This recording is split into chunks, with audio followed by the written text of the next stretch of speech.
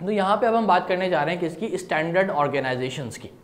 ठीक है, ये it is a topic for this class. ठीक है, that is what standard organization. अब स्टैंडर्ड ऑर्गेनाइजेशंस क्या होती हैं और इनको क्यों यूज़ करते हैं, या फिर ये क्या काम करती हैं, या कौन सी ऑर्गेनाइजेशन है, कौन से इदारे हैं ये बेसिकली, तो इसके बारे में थोड़ा सा एक रिकैप ले लेते हैं। Basically this topic is not as much important for the paper point of view. ठीक है, but we should know about the standard organization, ये क्या काम करती हैं और क्यों यूज़ की जाती है, और बेसिकली इनका पर्पस क्या है टू डेवलप दैम। ठीक है, अच्छा स्टार्ट लेते हैं स्टैंडर्ड वर्ड से पहले, क्योंकि because this word is going to be break into the two parts, standard and organization. If you will get to know about the meaning of the name, standard किसे कहते हैं, organisation किसे कहते हैं, तो हमारे लिए चीज़ समझना आसान हो जाएगी। ठीक है, तो वन बाय वन इसको स्टार्ट करते हैं। Standard is what, standard are the rules that define the appearance, functionality और प्रोटोकॉल्स ऑफ सम इक्विपमेंट। किसी भी इक्विपमेंट की प्रोटोकॉल्स डिफाइन करने हो, फंक्शनैलिटी डिफाइन करनी हो, या अपीयरेंस डिफाइन करनी हो। ठीक है, तो बेसिकली उनके लिए जो रूल्स डिफाइन किए जाते हैं वो स्टैंडर्ड होते हैं।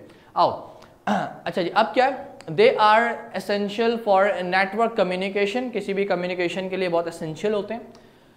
Network standards define rules of communications among computing devices. This ensures that companies like Cisco and IBM that manufacture computing and networking products follow these uniform standards।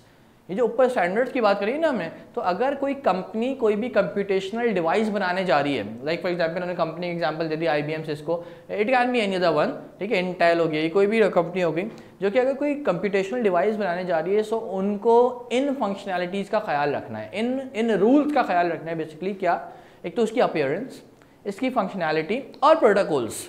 ठीक है, इसको स्टैंडर्ड फॉर्म में बनाना है। स्टैंडर्ड मतलब उन rules को follow करते हुए इन्होंने उन डिवाइसेस को मैन्युफैक्चरर करना है। ठीक है जी, afterwards they are saying that by following the standard all hardware become compatible in the network allowing efficient networking to take place. अगर वो इन रूल्स को एफिशिएंटली फॉलो करेंगे इन डिवाइसेस को बनाने के लिए, तो तमाम डिवाइसेस जो है वो हर नेटवर्क के साथ कंपैटिबल होंगी, ईजिली कनेक्ट हो सकेंगे, उसमें नेटवर्क जनरेट हो सकेंगे।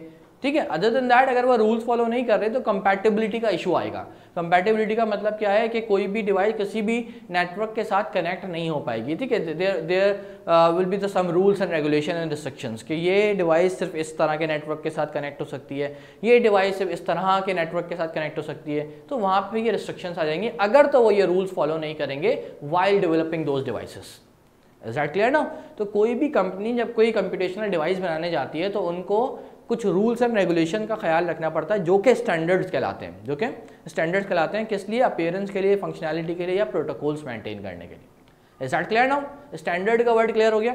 Now we are moving to the organization, the second word organization, standard organization as combine it develops standard organization. ये वो इदारे हैं that develops, coordinates, revise, amends and reissues the technical standards, right? These standards are intended to the addresses the requirement of a group of concerned devices.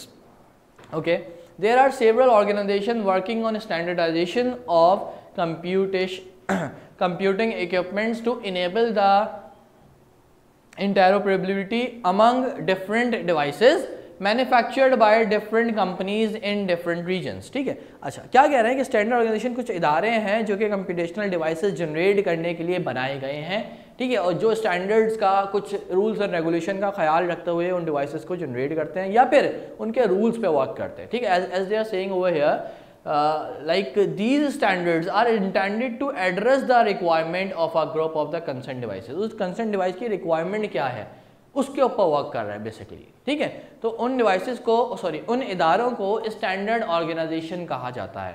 Is that clear? उन इदारों को standard organisations कहा जाता है, जिसकी कुछ regional examples यहाँ given है, like IEEE, IETF, ITU and ANSI are the example of standard organization. ये कुछ वो इदारे हैं जो कि इन रूल्स पे या इन डिवाइसेस पे वर्क करते हैं। Is that clear now?